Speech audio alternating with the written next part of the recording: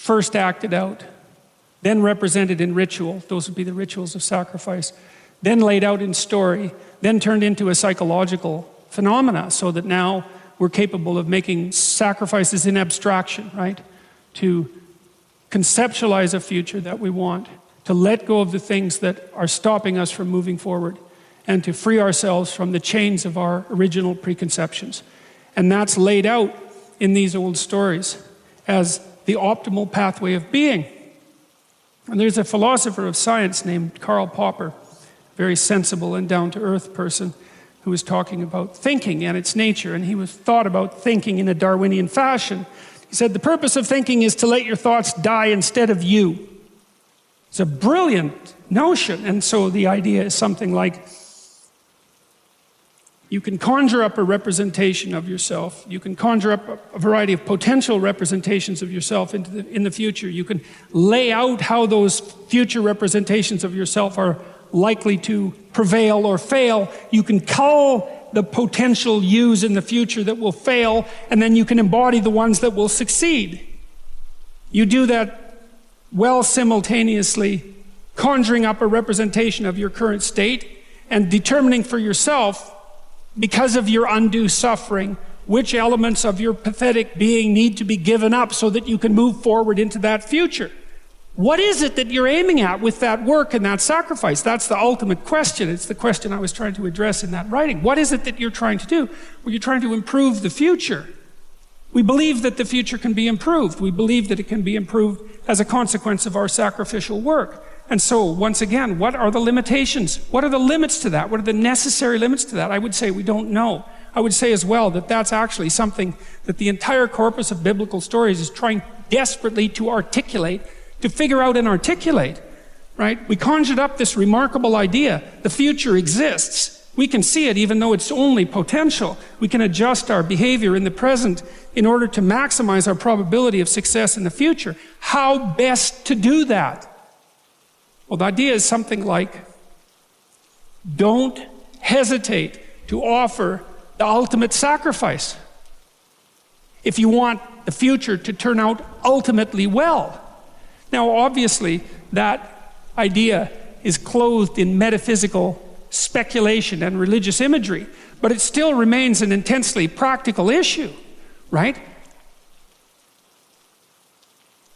What is it that you could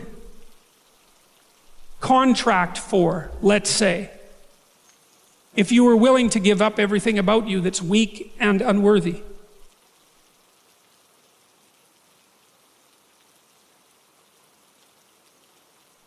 The proper sacrificial attitude produces a psychological state and then a social state that's a manifestation of that attitude that decreases the probability that the world will careen into hell and increases the probability that people will live high quality, meaningful, private lives in a society that's balanced and capable of supporting that.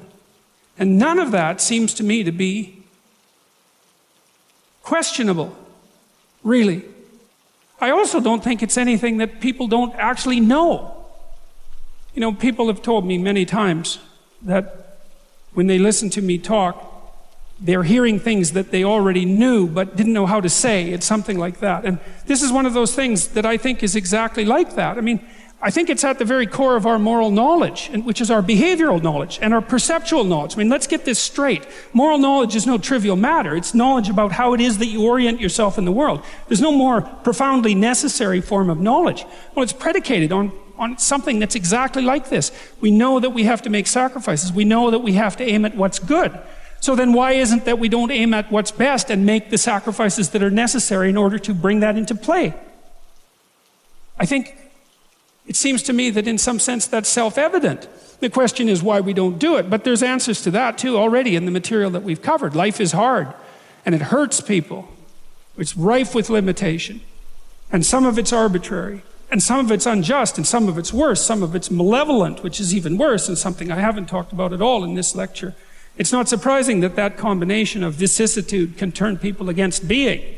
But I think even when that happens, and even when people have the kind of history that if they revealed to you, you would say, well, it's no wonder you turned out that way.